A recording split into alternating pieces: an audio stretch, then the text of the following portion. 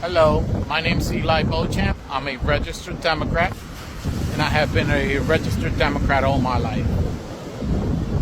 By now, you might have heard that Kamala Harris and Tim Walz are running a joy campaign. Now, you know what would bring a lot of joy to my life? Lower prices at the gas pump, lower prices at the grocery store, affordable housing for my family, affordable housing for everyday Americans. But what did we get in return? A wide open border at our southern border. Millions of embedded illegal immigrants waltzing right into our country. They get food. Yeah, I think a lot of people, when they get done off of the little highs that they have and the back and forths, I think a lot of people they start to take inventory of their life. And even when I was doing street interviews yesterday, because I'm gonna be releasing that soon as we get it done edited. Even after they get done with all of the vibes and the energy and all of this stuff, and we're better together than we are apart. I don't even know what that means. I looked at her interview that she did with the local Philadelphia station, and it was an absolute disaster because she couldn't do anything other than what they scripted for her as far as talking points. And when people get done with that and they start to take inventory of their lives, they're like, wait a minute, look, I've been suffering and it's bad out here, and I work every day and I don't break the law and I take care of my taxes. And when I look at my paycheck after the end of my work week, it's bad. And people are willing to suffer for the right reasons. That's what I learned yesterday. People are willing to go through it to get to it. As long as they A, see the rainbow at the end of the suffering, and then B, if you not then taking something away from somebody else in order to give it to them. So you can't take my money and give it to somebody that didn't even pay into the system. And I was talking to one lady yesterday, and she was kind of getting disgusted as she was talking, and she was like, look, man, I'm not even the person no, it was a guy. It was an older black man. And he said, look, I'm not even one to trip because I'm going to get to it anyway. He said, but to think that, and he not for reparations, but he said, but to think that I've worked all my life and I had to be forced to retire, and all of the hoops and the circles that I had to jump through, yet these people get the handout and the leg up that they've gotten is insane. And I absolutely agree with him. Let me hear what the rest of what this man got to say. Stamps, they get cash assistance, they get relocation and housing assistance. And what do everyday Americans get? We get kicked to the curb. Well, guess what? You might even think I'm a racist.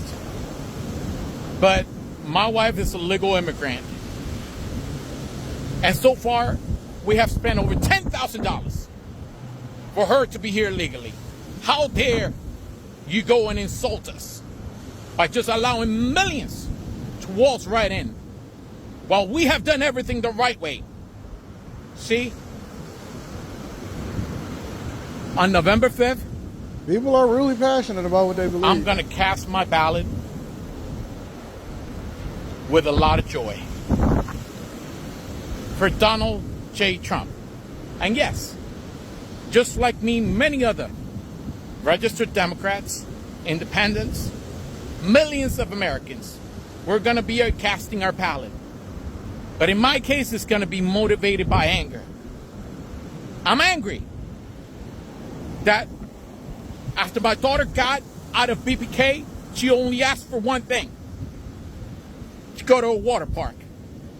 But I had to decide whether I would take my 5-year-old daughter to a water park or feed my family.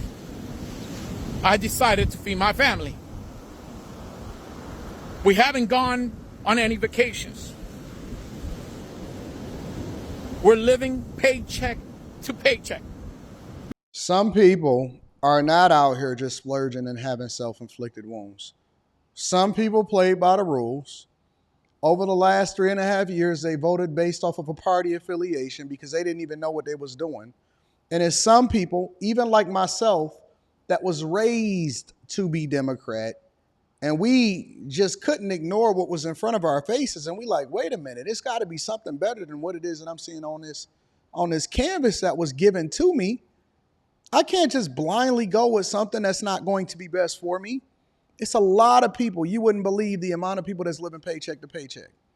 The amount of people that's suffering through it that cannot and will not even have more kids because they can't even afford to take their kid on a vacation or to a water park, which they don't believe that they're entitled to. But when you see how you're suffering or what you have to deal with, considering what then somebody else gets that just walks into here and able to open up businesses and get free housing and go to your daughter's school that you pay the property taxes for and get all of the medical, and hospitals are overwhelmed, and the stuff that we've suffered through in this country. In my lifetime alone, in my 42 years on this earth, I've seen some stuff.